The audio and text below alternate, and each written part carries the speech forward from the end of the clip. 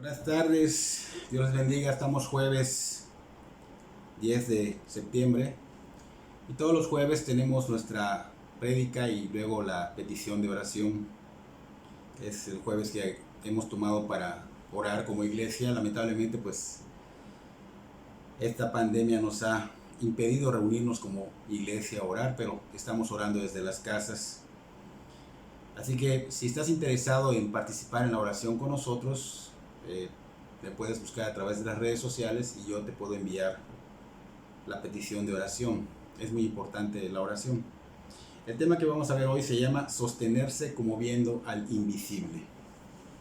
Vamos a hacer una pequeña oración para poder empezar. Señor, te damos gracias por este día lleno de bendiciones.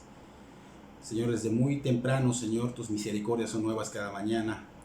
Y te damos gracias, Señor, porque nos das la oportunidad de venir al trono de la gracia a recibir oportuno socorro y misericordia. Señor, pedimos que tu Espíritu Santo abra el entendimiento, que tu Espíritu Santo obre y que esta palabra, Señor, sea dirigida por Él y que caiga en tierra fértil, Señor, y que dé fruto al 100. Pedimos, Señor, por toda esta situación que está pasando en todo el mundo, que está azotando al mundo, Señor. Sabemos que tú eres un Dios en control, Señor, y pedimos misericordia por esas personas que están en los hospitales, los doctores y enfermeras y personas relacionadas en el hospital que también están, pues francamente, conviviendo con estas personas que pueden ser también contagiados, Señor, que ambos puedan escuchar tu evangelio, que ambos puedan conocerte, Señor, y que, Señor, tú te glorifiques en sus vidas. Bendice esta prédica, Señor, y que tú seas glorificado y exaltado, Señor, que tu Espíritu Santo, ese que te levantó, Señor, que ese Espíritu Santo levante a hombres y mujeres, Señor, para su gloria. En el nombre de Cristo Jesús, amén y amén. Entonces, sostenerse como viendo al invisible. Y tenemos que ver que hay situaciones en todo el mundo y no las podemos evitar. Hay problemas en todos lados y muchos creen que por fortaleza pueden atravesar todo, pueden pasar por todo. De hecho, han declarado que este mundo es de los más fuertes, que este mundo pertenece a los que lo conquistan con esa fortaleza, con esa inteligencia que ellos tienen. Y esto, pues, para el cristiano es una gran ignorancia, es un pensamiento sin un poco de sabiduría, porque somos seres totalmente limitados, somos seres frágiles, y para prueba, pues un botón, estamos ahorita con una tremenda pandemia azotando a todo el mundo, y cualquiera que se exponga a este virus COVID-19 lo puede matar. Lo puede matar si no lo combates con algo más que tu propia fuerza. Entonces, contrario a la sabiduría divina, que conoce muy bien su fragilidad, que la única esperanza la tenemos en Dios, pero que sin fe en Dios no podremos mantenernos en un mundo que está totalmente caído, que está caótico, que está totalmente pervertido. Y no me refiero a esa fe que tenemos pues por naturaleza, ¿no? Esa fe que puede creer en esto, ¿no? Por ejemplo, el teléfono, que sabemos que estamos grabando y que al rato lo van a ver por todo el mundo, y esa es una fe natural. Pero no me estoy refiriendo a esa fe natural, sino a una fe que es divina, que viene de Dios. Esa fe divina que solo puede venir, ¿por qué? Por escuchar la poderosa palabra de Dios.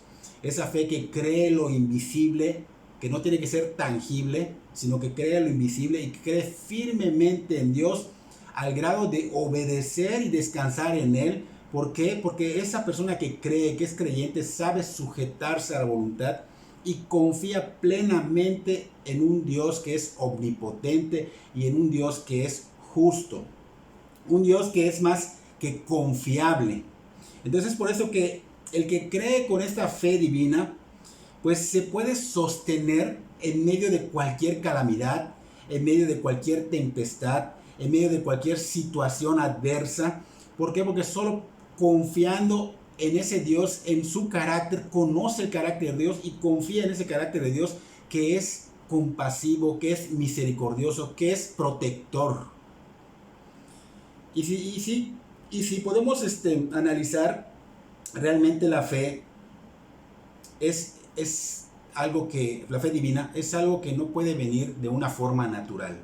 como dijimos hace un rato, tiene que ser a través de escuchar la palabra de Dios, a través de leer las escrituras. Y a través de las escrituras, pues quiero que me acompañen a Miqueas. Miqueas capítulo 7, versículos 5 al 7, donde dice: no creáis en amigo, ni confiéis en príncipe, de la que duerme a tu lado, cuídate, no abras tu boca, porque el hijo deshonra al padre, la hija se levanta contra la madre, la nuera contra la suegra, y los enemigos del hombre son los de su casa. Mas yo a Jehová miraré, esperaré al Dios de mi salvación, el Dios mío me oirá. Y cité Miqueas capítulo 7, versículos 5 al 7, porque este profeta inspirado por Dios nos va a enseñar lo que es tener una fe divina. Vamos a ver a Miqueas, vamos a ver a otros profetas, a otros hombres de fe, pero quiero enfocarme ahorita en este Miqueas, que realmente nos va a mostrar una fe en Dios. De hecho, lo acabo de leer, una fe, él confía, él espera en Dios, él es el Dios de su salvación. Y pues obviamente él nos puede enseñar a que cuando estamos en medio de un mundo totalmente caído, un mundo que ha sido destruido por el mismo hombre, por no seguir el consejo de Dios, pues él nos va a enseñar que puede confiar en Dios. Y que solo en él se puede confiar. Donde en ese mundo donde él estaba vivían realmente personas que lideraban. Algunas prácticas de ellos eran totalmente contrarias a las que Dios les había dado. Tanto los líderes religiosos como los gobernantes pues estaban haciendo cosas que no eran correctas, estaban siendo injustos, estaban llenos de codicia, todo lo hacían por conveniencia, lucraban con las escrituras, lucraban en el templo, y obviamente el gobierno hacía lo mismo, y esto pues solo podía traer caos, podía traer maldición por todas esas prácticas egoístas y codiciosas. Y esto es algo que podemos ver en todo el mundo hoy día. Por no seguir el consejo de Dios, el mundo está caótico y están haciendo las mismas cosas, siguiendo los mismos pasos, solo que en otras épocas. Miqueas capítulo 3, versículo 8, dice: mas yo estoy lleno de poder del Espíritu de Jehová, y de juicio y de fuerza, para denunciar a Jacob su rebelión y a Israel su pecado. Entonces vemos que acá Miqueas estaba lleno del Espíritu Santo y estaba acusando a esta nación de Israel. Los acusaba porque había mucha maldad, y se lo decía al Señor: Señor, estas personas están haciendo tanta injusticia, tanta maldad. Estos líderes religiosos, estos gobernantes, aunque han recibido el consejo, aunque les he hablado y les he dado el consejo que tú me has dado, no quieren hacerlo. Y el consejo que había dado este Miqueas, que Dios le había dado para ellos, era practicar la justicia, amar la misericordia y humillarse ante su Dios. Sin embargo, ellos estaban haciendo todo lo contrario y estaban destruyendo toda la nación, todo el pueblo de Israel. Entonces ellos iban en contra del consejo. Ellos deberían de seguir el consejo, pero no lo siguieron, ignoraron, y fue por eso que vendría una gran ruina a Israel. Algo muy similar a lo que estamos viviendo hoy día, que se les da el consejo de buscar de Dios, de seguir a Dios correctamente, y hacen a un lado, lo ignoran, y esto trae juicio, trae ruina. Miqueas les estaba advirtiendo al pueblo de Israel, a la nación, los estaba confrontando y ellos no hacían caso. Pero había dos razones por las cuales Miqueas confiaba plenamente, dice, en el Dios de mi salvación. Y esas dos razones los vemos en el último capítulo, que es el 7 que estamos viendo, pero en los últimos versículos, el 18 y el 20. El 18 dice: ¿qué Dios como tú, que perdona la maldad y olvida el pecado del remanente de su heredad, no retuvo para siempre su enojo, porque se deleita en misericordia? O sea que Miqueas estaba viendo que decía que pues él conocía el carácter de Dios, que era compasivo, un Dios compasivo, y sabía que su misericordia era más poderosa que su ira y que su juicio. El otro punto, la otra razón por la cual Miqueas confiaba en él, plenamente en él, está en el versículo 20, que dice: cumplirás la verdad a Jacob y a Abraham la misericordia que juraste a nuestros padres desde tiempos antiguos. Acá estamos viendo que hay un pacto. ¿Okay? Miqueas sabía que Dios es confiable y que cumple este pacto, cumple sus promesas. ¿Por qué? Porque Dios nunca va a ir en contra de su propia palabra. Es inmutable. Él dice algo y eso tiene que pasar. Entonces Dios se deleita en su amor de pacto y una vez más iba a cumplir su justicia porque estaban haciendo mal, pero mostraría también después su compasión. O sea, no solo era destruir o hacer juicio, sino que iba a mostrar su compasión, iba a perdonar la maldad, pero obviamente tenía que traer su justicia final y después de que traer esa justicia, o sea, iba a quitar esa maldad, pues obviamente venía la compasión. Iba a quitar lo que es malo. Algo así como, vamos a suponer una enfermedad, un cáncer, y a veces a lo mejor, mejor dicho, un diabetes, la diabetes que en el pie, ¿sabes qué? Si no cortamos el pie, pues obviamente va a correr y va a contaminar todo. Bueno, el Señor va a quitar, haz de cuenta que quita el pie, o sea, quita la parte mala y ya viene pues la misericordia y el amor de Dios, ¿no? Entonces, el Señor tiene que dar su justicia, tiene que hacer su justicia, tiene que hacer su juicio, tiene que descargar su castigo a las personas que lo están haciendo mal, pero sabemos que el Señor no rechaza un corazón contrito y humillado. Entonces, esto fue lo que pasó en ese tiempo, y antes de que pasara todo la finalidad de los últimos versículos que vimos ahorita, pues antes de que pasara todo este panorama, esta misericordia y esa salvación, Miqueas estaba sin poder confiar más en las personas, en la cita que leímos primero. Nada más podía confiar él en el invisible, que es ese Dios del universo. Dijimos que el pueblo había sucumbido, que se había perdido, que estaba totalmente desviado, estaba totalmente hundido, y que fue debido a que ellos habían crecido en pecado y que había egoísmo y que estaban haciendo lo que querían en contra de Dios, y obviamente esto estaba por todos lados, y las relaciones personales entre ellos pues ya se habían perdido. Por eso Miqueas solo dice que podía nada más confiar en Dios. Se habían perdido, estaban quebradas, no habían buenas relaciones con nadie, ni con la misma sangre, o sea, ni la misma familia, ningún familiar, ni con los profetas, ni con los líderes religiosos, ni con los gobernantes. No se podía confiar en nadie. Como dice Miqueas, no se podía confiar en el amigo, no se podía confiar en el príncipe, y aún en los que estaban relacionados con sangre, o sea, la familia, estaban en guerra uno con el otro. Y esto es exactamente lo que el Señor Jesucristo dijo que sucedería, y sucedió o sucederá también en el futuro. Y lo menciona en el Evangelio de Mateo capítulo 10 versículo 35 y 36, donde dice: porque he venido para poner en disensión al hombre contra su padre, a la hija contra su madre, y a la nuera contra su suegra, y los enemigos del hombre serán los de su casa. El Señor también menciona esto, cita esto, porque realmente cuando viene la palabra de Dios a obrar, realmente causa división. La familia no puede ver realmente que alguien busque de Dios porque le incomoda. Es como que eres luz, como que le lastima la vista, como que ellos están viviendo en tinieblas y tu luz les lastima. Y Miqueas dijo acá: no puedo confiar en nadie, no se puede confiar en el príncipe, no se puede confiar en el que duerme contigo, no se puede confiar ni en los de tu casa, más yo, dice Miqueas, yo voy a mirar y voy a esperar en el Dios de mi salvación. Voy a mirar, o sea, voy a poner mi mirada, mi enfoque en Él, y voy a esperar en el Dios de mi salvación. Él me va a oír. Y es muy notable aquí la fe de Miqueas, la confianza que expresa Miqueas. Denota ese descanso en que hay una seguridad, una certeza de que Dios va a obrar. Una certeza de esa fe en Dios, en esa confiabilidad en Dios. Miqueas sabía que Dios lo iba a escuchar primero que nada, que Dios iba a intervenir y que el Señor iba a hacer algo bueno. Ya mencionamos que más adelante realmente iba a haber misericordia. Ya lo mencionamos, ya lo vimos.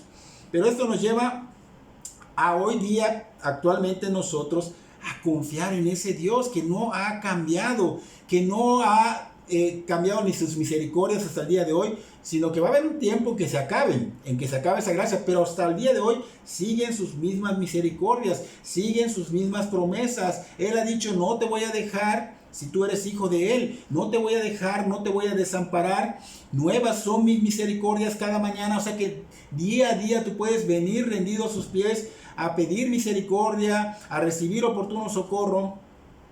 Pero esto nos debe recordar que no solo es creer y confiar en las promesas, sino que también tenemos nosotros nuestra parte, que si nosotros estamos caminando mal, debemos de tener esa decisión, esa convicción y esa decisión de humillarnos bajo la poderosa mano de Dios para que Él nos exalte en su tiempo. No quiere decir que nos haga, wow, orgullosos o altivos, no, nos exalte quiere decir para que Él nos haga hijos suyos, para que Él nos perdone, para que Él nos limpie, para que Él nos levante y se glorifique en nuestras vidas.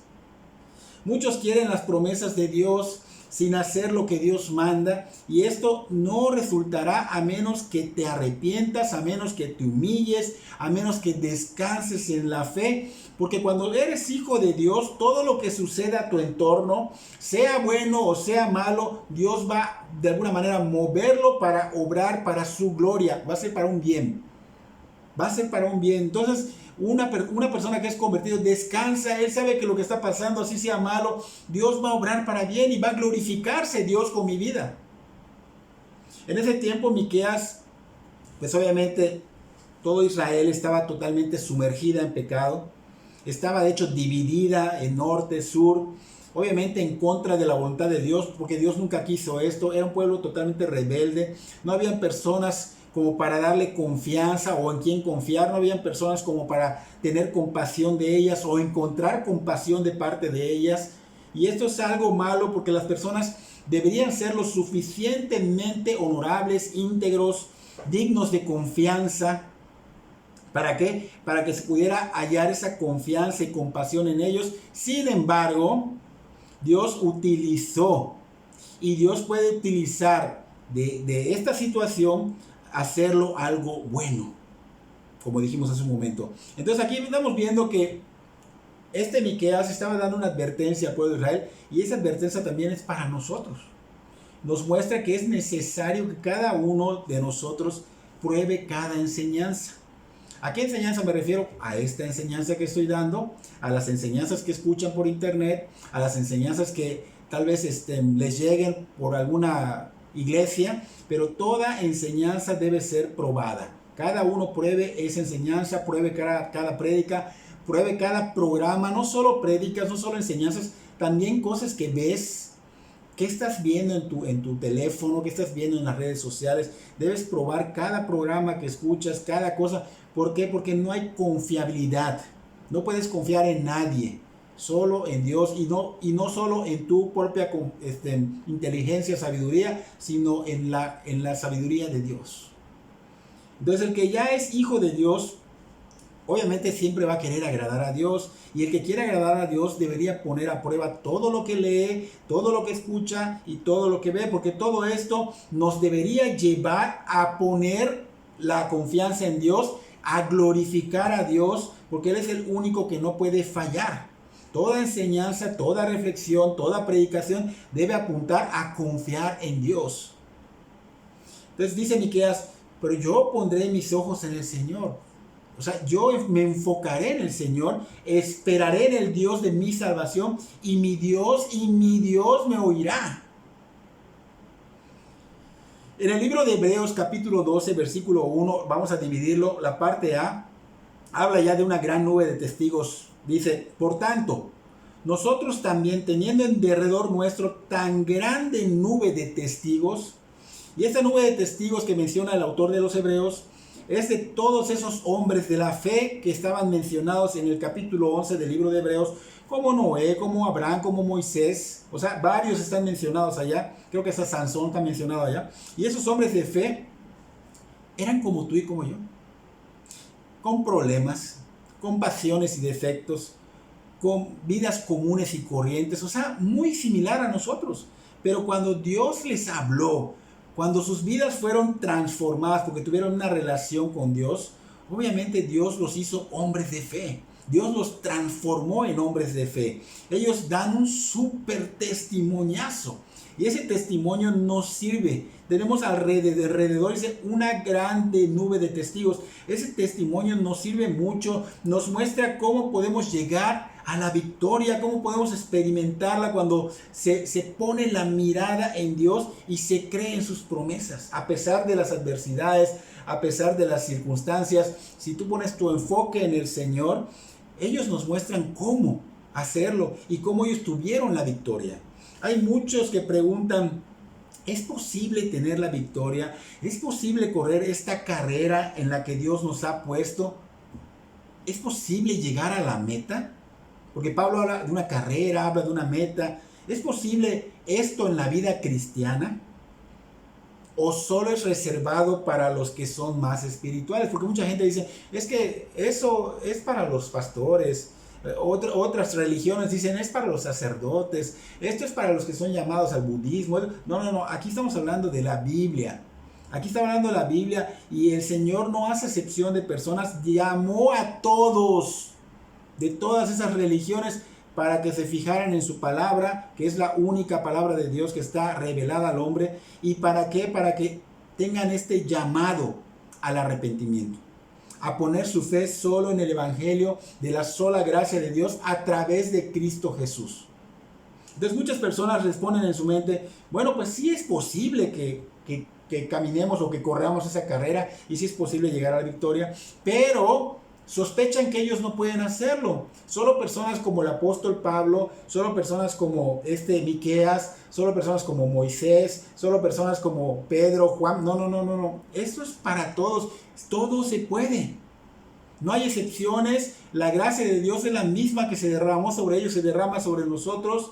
Así que este versículo nos dice que sí es posible y que hay victoria si corremos con paciencia. Solo así llegaremos a la meta. Y lo que nos muestra esta cita de Hebreo, pues es la prueba de que sí es posible, porque estos hombres lo hicieron, dan testimonio de ellos. Ellos tuvieron esa vida de fe. Estos hombres vivieron con fe y nos da esperanza de que si ellos eran comunes como nosotros, pues tenemos esperanza de que podemos hacerlo. Son un ejemplo. Hebreos 11:6 dice, pero sin fe es imposible agradar a Dios, porque es necesario que el que se acerca a Dios crea que le hay y que es galardonador de los que le buscan. O sea, la fe es muy importante en el invisible, en Dios. Es el punto clave, la fe divina. Pero aparte de estos testimonios que vemos de fe, que nos motivan a creer en que sí se puede, nos pide que hagamos algo más. Y dice que hay algo que nos asedia. En el versículo 1 dice que hay algo que nos asedia. Esto quiere decir que hay algo que nos impide avanzar. Algo que nos impide dejar nuestras cargas. Que es algo que queremos correr esa carrera y se nos enreda de entre los pies. Y no nos deja avanzar para estar en esa carrera. Y no nos deja avanzar para llegar a la meta y obtener la victoria. Dividimos el versículo 1 de Hebreos 12 en A y B. La parte B dice, despojémonos de todo eso. O sea, despojémonos de todo peso y del pecado que nos asedia y corramos con paciencia la carrera que tenemos por delante. Entonces nos está exhortando el escritor de Hebreos a despojarnos de todo ese peso, de todo ese pecado que nos asedia y que nos impide correr con paciencia la carrera que Dios ha puesto. ¿Cómo podemos hacer eso? Parece imposible, pero vamos a ilustrarlo para que podamos comprender bien que sí hay posibilidad, sí se puede. Por ejemplo, si fuéramos a competir a una carrera de 100 metros, ¿cómo iríamos vestidos a esa carrera?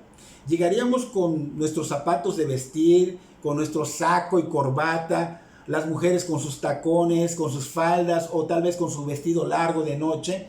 No, ¿verdad? No, para nada. De ninguna manera. Llegaríamos a participar obviamente con unos zapatos que sean cómodos, unas ropas cómodas. Tal vez usaríamos la ropa más liviana que tuviéramos, como unos shorts, tenis, playera. ¿Para qué? Para que no nos estorbe nada al correr en la carrera. Y este versículo nos llama a examinarnos y ver cuáles son esos estorbos en nuestra vida que están bloqueando esa carrera, que nos están impidiendo correrla y que nos están impidiendo tener la victoria.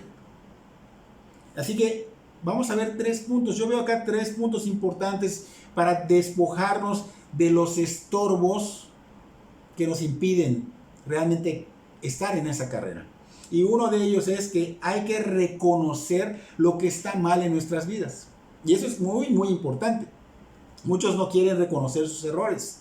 Muchos, sus vidas están totalmente dirigidas hacia lo contrario de Dios, pero se excusan y también se comparan con los demás. Dicen, pero mira, yo vivo mejor que el otro, yo soy mejor que el otro, o mis hijos son mejores que los otros. Y esto no es lo que debe de hacer el cristiano. El cristiano debe compararse a la estatura del varón perfecto, que es este que refleja a Cristo en su caminar por este mundo. No me comparo con ellos, no me comparo con el hermano de la iglesia, sino me comparo con las escrituras, con Cristo a través de las escrituras, para que realmente yo pueda poder estar pues reconociendo lo que está mal en mí. Número 2, hay que arrepentirnos de ello. Primero reconozco qué es lo que está mal, ahora me tengo que arrepentir de ello. Y el arrepentimiento no es, ay, me siento mal por haber hecho esto, y me entristezco, y lloro, y digo me arrepiento, pero mañana sigo haciendo lo mismo. Eso solo es un remordimiento, más no un arrepentimiento. El verdadero arrepentimiento trae un fruto, hay un cambio, hay una nueva manera de pensar que se refleja en mi vida diaria, dirigiendo mis pasos no hacia el mundo, sino hacia Dios. Y número 3, primero reconozco lo que está mal, luego me arrepiento de ello, y número 2, confieso a Dios mi falta. Entonces, confesar a Dios nuestro pecado es estar de acuerdo con Dios en lo que estoy fallando, porque lo filtré a través de las escrituras y me di cuenta que hicimos algo que está yendo en contra de Dios, que le ofende a Dios, y que estoy de acuerdo en que le ofendí a Dios y que soy un pecador y que solo puedo limpiar esa falta si voy hacia Él y confieso. Pero también es preciso confiar en que Dios en verdad me va a limpiar, porque hay personas que, bueno, sí lo confieso, pero aún me siento mal, aún no me ha perdonado el Señor. No, ya te perdonó. Confía en que si tú de corazón haces estos 3 pasos, reconoces que estás mal, te arrepientes de ello, confiesas a Dios y crees que realmente te limpió, es porque verdaderamente te limpia y debes seguir adelante con una nueva dirección. Y esto nos lleva a despojarnos de lo que nos asedia. Nos llevó también a una nueva dirección, pero ahora, ¿cómo puedo tomar esa nueva dirección? ¿Cómo puedo seguir adelante sin que se me vuelva a enredar el mismo o el nuevo o otro pecado? ¿Cómo puedo evitar el pecado? Y la respuesta a todas nuestras preguntas están en la Biblia. No necesitamos buscar por otro lado ayuda secular, ni filosofías, ni psicologías, nada. Todas las respuestas que tú necesites están en la Biblia. Así que esta pregunta tenemos acá su respuesta en el versículo siguiente, Hebreos capítulo 12, versículo 2. Dice, puesto los ojos en Jesús, el autor y el consumador de la fe, el cual por el gozo puesto delante de él, sufrió la cruz, menospreciando lo oprobio, y se sentó a la diestra del trono de Dios. Fíjense, puesto los ojos en Jesús. Miqueas estaba diciendo lo mismo. Yo miraré al Señor, estaba poniendo los ojos en Dios. Y esa cita nos da la manera de cómo no caer, cómo no enredarnos de nuevo en el pecado. Y vamos a ver que acá en esta cita de Hebreos 12:2, yo veo 5 puntos que este versículo nos arroja para no enredarnos de nuevo en el pecado. Primero que nada dice, puesto los ojos en Jesús. O sea, pongo mis ojos fijamente en el Señor Jesucristo. ¿Cómo es esto? Solo podemos realmente entender una cosa. Poner los ojos no es mirar la Biblia o leerla. No.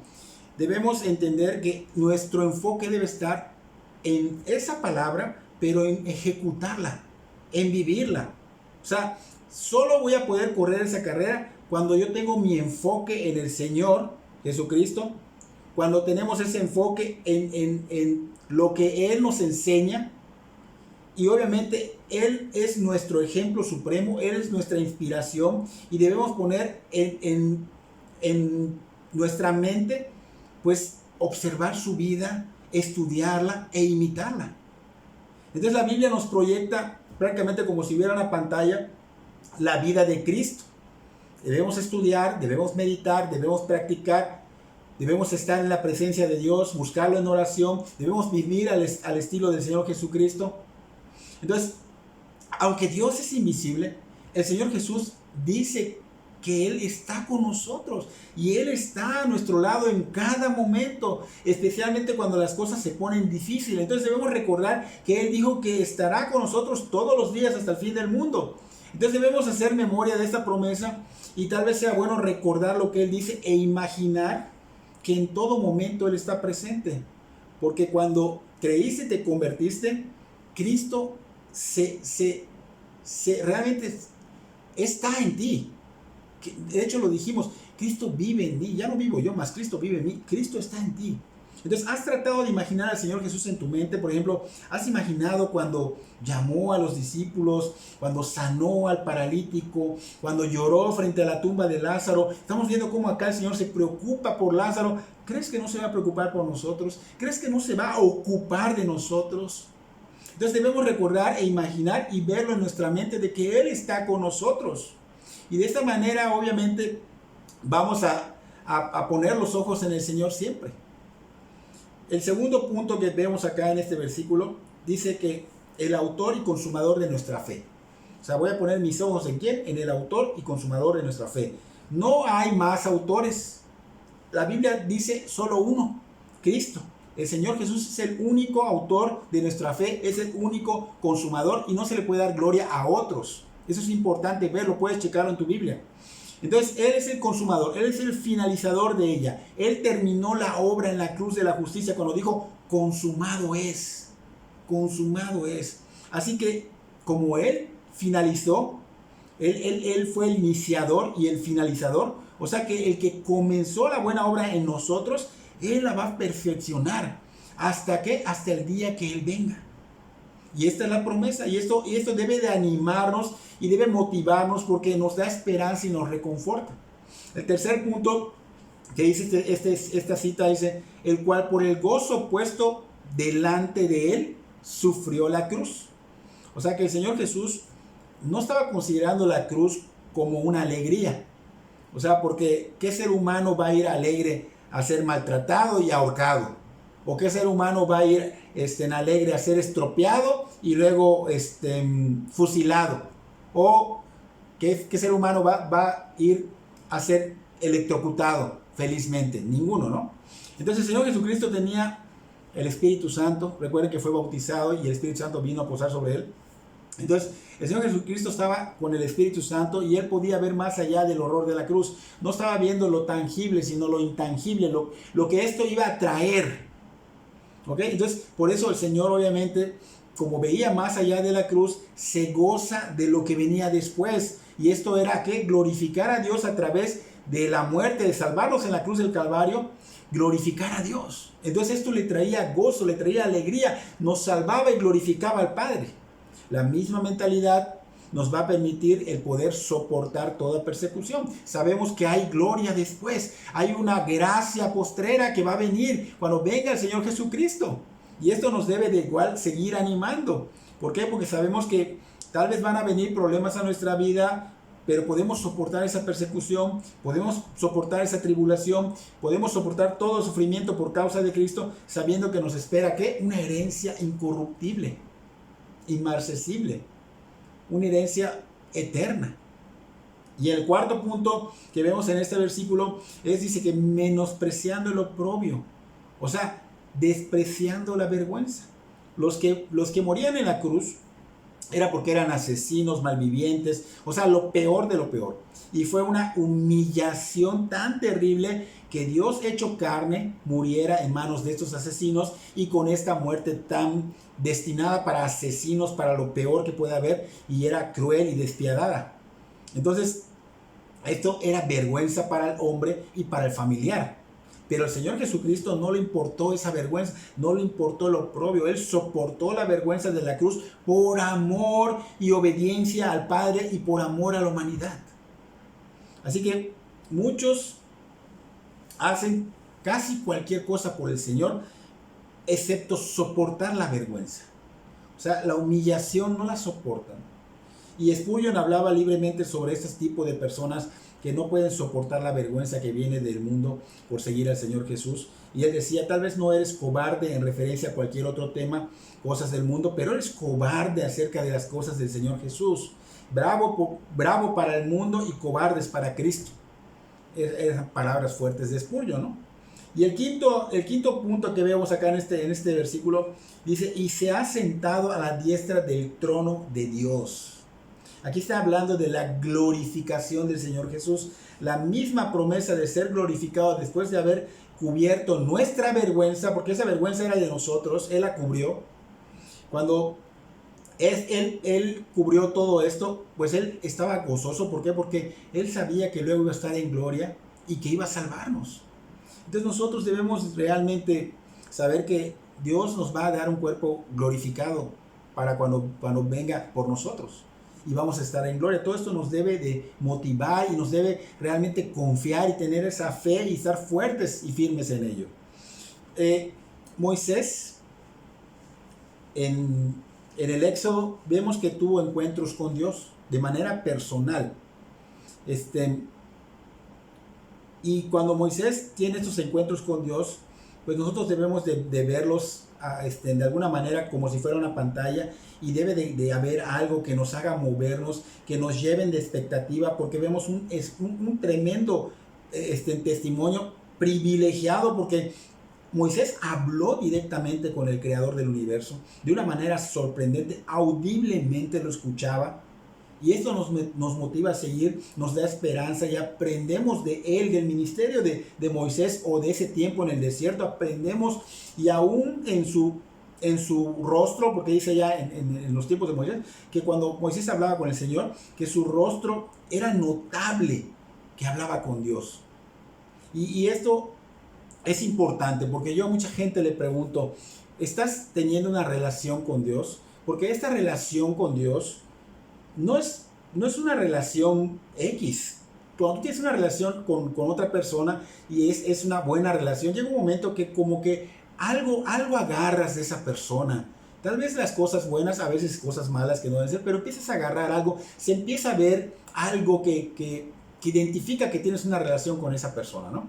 En este caso, estás teniendo una relación con el omnipotente Dios, con el creador del universo. Su santidad es, fuego consumidor. Su justicia, su benevolencia, su misericordia. Entonces, cuando tú tienes esa relación con el Señor, algo se te tiene que pegar. A Moisés se le pegó la gloria de Dios, el rostro reflejaba la gloria de Dios, tenía que cubrirse. Ahora yo te pregunto, ¿notan esto en tu rostro? O sea, no estoy diciendo que reflejes luz, sino que realmente se ve que tú caminas con Dios, se ve que tienes una relación con Dios, se ve que realmente te has sujetado a la voluntad de Dios. Porque Moisés, pues obviamente después de la zarza, que fue la primera vez que habló con él, su vida cambió, no fue igual. De ese punto en adelante no fue igual. Su vida fue transformada extraordinariamente. Entonces, si nosotros tenemos una relación con Dios, porque Dios no busca una religión, mucha gente está confundida, tu religión, no, busca una relación, busca restaurar la relación que se rompió desde Adán y Eva. Entonces, esa relación, realmente esa relación con Dios, se está viendo en tu vida diaria. Porque Moisés se vio, porque se caracterizó como un hombre de fe, como un hombre manso. ¿Por qué? Porque vivía en integridad total con Dios, porque tenía una verdadera relación con Dios, tenía un conocimiento de Dios, conocía su carácter de Dios. ¿Y qué méritos tuvo Moisés para ser incluido en la galería de los héroes? ¿Se fue? Pues la respuesta la vemos en Hebreos 11, 24 al 27, porque ¿qué hizo Moisés? Cuando tuvo su relación con Dios, ¿qué hizo Moisés? Moisés renunció a todo. Moisés le apostó la eternidad porque prefirió ser maltratado con el pueblo de Dios, porque él era sobrino del faraón. Cuando muere el faraón, era primo del nuevo faraón. Y Moisés tenía los placeres que quisiera, las riquezas. Tenía todo Moisés, pero que renunció, lo apostó a la eternidad, prefirió ser maltratado con el pueblo de Dios que disfrutar de esos placeres que son efímeros en este mundo totalmente caído, pecaminoso. Entonces consideró Moisés que es mejor ir por ese camino estrecho, porque la vida en Cristo no es fácil. Mucha gente te engaña, que dice, cuando tú vengas a Cristo, tu vida va a cambiar para no haber problemas. No, va a cambiar, va a ser mejor, porque es lo mejor que nos puede pasar, pero van a venir problemas. ¿Por qué? Porque vas en contra del mundo. Cristo fue en contra del mundo y nosotros somos seguidores de Cristo. Entonces, este camino estrecho y difícil Moisés lo muestra en ese desierto, en ese dolor, en la incomprensión de la gente que estaba con él, en las murmuraciones en contra de él, en la rebeldía de todo ese pueblo, las injurias. Pero él prefirió eso y nunca se doblegó. ¿Por qué? Porque él tenía puesto los ojos en Cristo. En Cristo. Él escogió amar y respetar al Señor y seguirlo. Entonces, como el Señor Jesucristo, Moisés prefirió y escogió los vituperios antes que los deleites temporales y efímeros que ofrece el mundo. Moisés, sin saberlo, imitó al Señor, porque el Señor prefirió lo oprobio, dice nuestra cita bíblica, que no le importó pasar por esa vergüenza, no le importó que iba a sufrir, que iba a morir, pero porque él veía realmente lo que es a futuro y futuro eterno. La gloria de Dios y rescatarnos de esa condenación eterna que nos lleva a un infierno verdadero. Un infierno verdadero que mucha gente dice que no existe. Cristo lo predicó. Así que Pablo dice en Romanos 5:3, y no solo esto, sino que también nos gloriamos en las tribulaciones, sabiendo que la tribulación produce paciencia. Entonces, esos pasos también vemos que los siguió el apóstol Pablo y se los enseña a los romanos y ahora nos los enseña a nosotros. ¿Por qué? Porque Romanos 8:17, 8:18, del 35 al 39 dice, si hijos también herederos y herederos de Dios y coherederos con Cristo, si en verdad padecemos con Él, a fin de que también seamos glorificados con Él. Vamos a padecer con Él, pero vamos a ser glorificados con Él. Entonces, wow, hay que entender que el reino de Dios es muy diferente al reino que estás viviendo tú, que lamentablemente no sabes, pero ese reino es maligno. Entonces Moisés, que era tardo para hablar, porque Moisés era tartamudo, pues pronunció para Israel discursos que dieron forma al libro ese Deuteronomio. Dios le dio poder de desarrollarse como un líder y un poderoso orador. Después de haber sido tartamudo, porque era un pastor tartamudo, su valentía, su humildad, su mansedumbre, su sabiduría y su fe transformaron la vida de todos esos hebreos esclavos en una nación, en el pueblo santo de Dios. Pero nunca permitió que su corazón se envaneciera, porque él sabía y siempre reconoció que todo venía de Dios y que todo era para Dios y él todo lo ponía en Dios. Todos sus caminos, todas las ideas, todo lo que iba a hacer, él lo ponía en Dios. Él confiaba en Dios. Entonces aquel que confía totalmente y decide depender de Dios, Dios se vuelve su defensor, Dios se vuelve su proveedor, aún en un desierto como pasó con Moisés. Moisés se puso con los ojos en Cristo, mantuvo firme la fe porque tenía puestos los ojos en el invisible y el invisible es Dios. Y esto nos lleva a ver que si estos hombres como Moisés, que fueron pues como nosotros, comunes y corrientes, y digo, ellos antes de tener una relación fueron así, pero cuando tuvieron la relación con Dios, creyeron y permanecieron en una fe firme y fuerte en Cristo. Y ellos dan testimonio, es una nube de testigos. Entonces deberíamos proyectarnos y motivarnos y vivir de alguna manera sostenible por la fe en Cristo. Cristo es nuestro ejemplo supremo. En todas circunstancias deberíamos preguntarnos, ¿qué haría el Señor en mis circunstancias? Imaginemos al Señor Jesús que está con nosotros a nuestro lado. De hecho, ahorita está acá el Señor porque Él está en todos lados con sus hijos. Imaginemos que está el Señor a nuestro lado en todo momento, día a día, acompañándote en tu diario vivir, a todo lugar donde vayas y te pasa una situación y dices, ¿cómo respondería el Señor Jesús a esta situación? ¿Cómo respondería a esta irritación que tengo con mi pareja? ¿Cómo actuaría el Señor a esta falta de respeto que está haciendo mi hijo? ¿Cuáles programas vería el Señor Jesucristo en la televisión o en la tablet o en el teléfono? ¿Qué música escucharía el Señor Jesucristo? ¿Iría el Señor Jesucristo con las personas que me están invitando a salir? Y así como eso, preguntarle al Señor. El Señor está contigo. Entonces ya tienes la idea. Y si tú tienes enfoque en Cristo, o sea, los ojos puestos en el Señor Jesús, no saldrás nunca del camino recto. Porque tenemos la meta en 1 de Juan, capítulo 3, versículo 1 y 2, que es ser como Cristo. Algún día seremos conforme a su imagen. Así que pongamos nuestros ojos únicamente en el autor y consumador de la fe, y de esa manera estaremos firmes y podremos ser sostenidos por Él, por confiar en Él, por confiar en su palabra. Recordemos un ejemplo, lo vimos recientemente, Pedro en la barca, la tempestad, Cristo viniendo caminando, eres tú, Señor, llama que yo vaya hacia ti. Y Pedro, ¿qué hace? Mira al Señor Jesús, o sea, cuando dijo el Señor Jesús, ven, mira al Señor Jesús, pone sus ojos en el Señor Jesús, o sea, cree en Él, pone su fe en Él. ¿Y qué pasó con Pedro? Salió de la barca y dio unos pasos de fe, dio unos pasos sobre el agua, sobre el mar, con tempestad, sobre el mar de Galilea. Pero apenas empezó a pensar, o sea, quitó su enfoque, o sea, quitó su mirada, su confianza en el Señor, se hundió. ¿Por qué? Porque lo puso en las adversidades, lo puso en su propia inteligencia, en su propia sabiduría. Entonces cuando hace así, dice, bueno, yo soy un ser limitado, yo no puedo caminar en agua, yo no puedo, o sea, y cuando no puedo, veo esto, y yo no puedo, quitas el enfoque en Cristo, quitas en el Dios omnipotente que todo lo puede y que nada es imposible para Él. ¿Y qué pasa? Te hundes. Entonces, que no se te olvide que poniendo la fe en Cristo, que es el autor y el consumador de la fe, o sea, poner nuestros ojos en Él, poner nuestro enfoque en Él, obviamente van a hacer que nosotros podamos sostenernos, obviamente, en este mundo caído. ¿Por qué? Porque tenemos nuestra mirada como viendo al invisible, porque Él está con nosotros. Que Dios bendiga tu vida grandemente.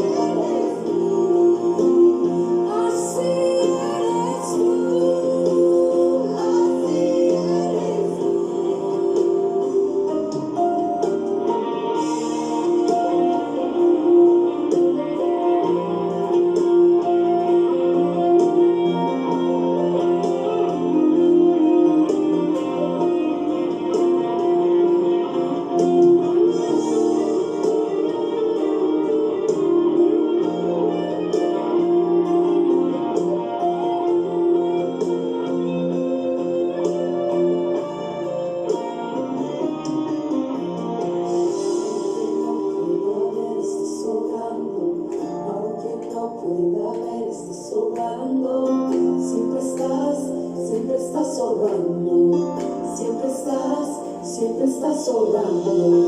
Aunque no pueda ver, estás sobrando. Aunque no pueda ver, estás sobrando. Siempre estás sobrando. Siempre estás sobrando.